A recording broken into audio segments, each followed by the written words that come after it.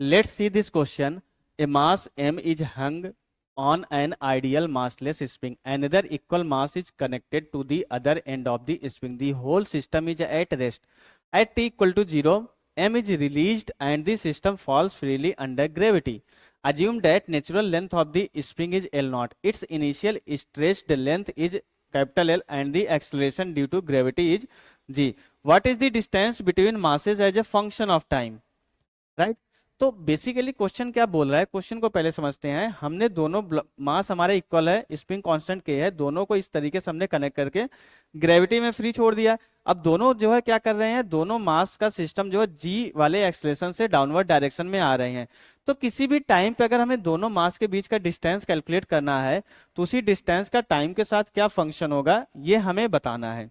तो देखो, तो एक तो ऐसा होगा कि मास अपने नेचुरल लेंथ में आएगा, राइट। तो अभी इस पर्टिकुलर केस में जब हमने क्या किया, एक को ऐसे किया, दूसरा हमने हैंग कर दिया, तो ये अपना क्या होगा, मैक्सिमम एक्सटेंशन में होगा। इसी टाइम पे अगर हम कैलकुलेट कर ले, इसी पर्टिकुलर टाइम को अगर कोई टाइम टी मान लेते हैं, जब वो कहाँ पे होगा, अपने मैक्सिमम नेचुरल लेंथ में होगा, तो उसी टाइम पे हम क्या कर लेंगे, कैलकुलेट कर लेंगे कितना होगा डिस्टेंस बिटवीन दी मासेस। तो यहाँ पे देखो कंसेप्ट कौन सा यूज करेंगे हम, कंसेप्ट बेसिकली वही यूज करने वाले हैं, spring block system, spring block system, right. अब देखो, अगर दोनों का as a reduced mass consider किया जाए, दोनों को अगर हम सिंगल मास कंसीडर कर लेंगे, दोनों का रिड्यूस्ड मास निकाल लेंगे, तो कितना आ जाएगा, ये m into M divided by 2m। Next page पे करते हैं।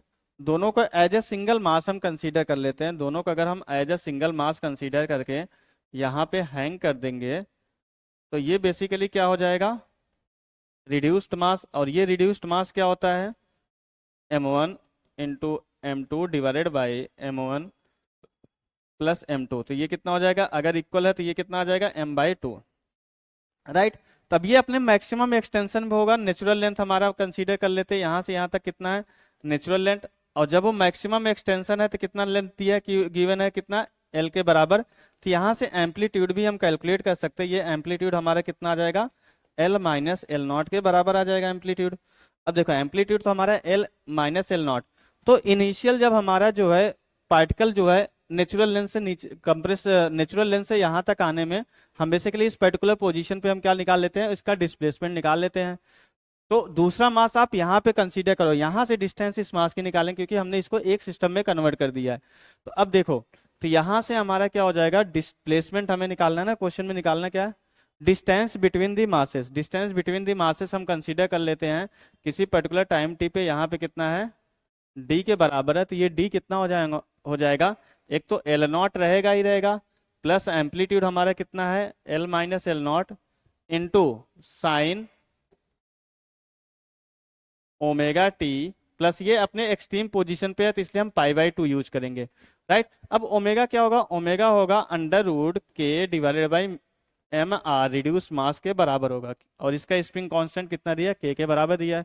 तो ओमेगा इक्वल टू कितना हो जाएगा, अंडर रूट m/2 लिखेंगे तो 2k/m हो जाएगा। अब ये वैल्यू अगर हम यहाँ पे पुट कर देंगे, distance between the masses L not plus ये L minus L nought sine π/2, तो ये क्या हो जाएगा, कॉस में कन्वर्ट हो जाएगा, अंडर रूट कितना हो जाएगा, 2k divided by m into T, right.